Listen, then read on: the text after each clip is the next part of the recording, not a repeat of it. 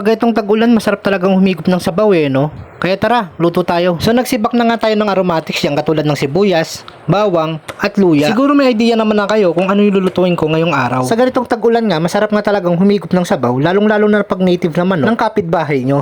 Charot. Kaya pag may nawalang native at napanood ng kapitbahay namin na to, ay malamang ako na yung pagbibintakan niya. Kaya sa kapitbahay namin, ito na nga, nasibak ko na yung manok mo. Pagkatapos ko nga hiwain yung manok ng kapitbahay namin, at ito na nga't lulutuin na nga natin. Naglagay na nga tayo ng konting mantika dyan at nilagay na nga rin natin yung mga hiniwa nating aromatics yan katulad ng sibuyas, bawang at luya. At nung nag-translucent na nga yung mga aromatics ay nilagay ko na nga rin yung manok ng kapitbahay namin. Pagkalagay ko nga lahat ng manok ay minekos-mekos na niinsan yan at tinakpan ko nga muna for 5 minutes. Pagkalipas nga ng 5 minuto ay binuksan ko na nga yan at naglagay na nga rin ako ng pamintang durog na legal. Naglagay na nga rin tayo ng mainit na tubig dyan na galing pa sa termos ng kapitbahay namin na may-ari ng native na aking kinatay. Pagkalipas nga ng 2 minuto nga ay naglagay na nga rin tayo ng toyo. Kung akala mo kanina na tinola nga yung lulutuin ko ay nagkakamali ka. Bigla nga nagbago yung isip ko at adobo na nga yung gusto ko. Tulad nga ng jowa mo na may toyo ay paiba-iba ng gusto. At mabalik nga tayo sa ating niluluto, tinakpan ko nga muna yan. At after 5 minutes nga at binuksan ko nga, naiga na nga yung tubig at nang mamantika na nga yung ating nilutong adobo. Tingnan mo naman yan, tol. Ganito mga nagmamantikang adobo yung masarap i-partner sa kaning bahaw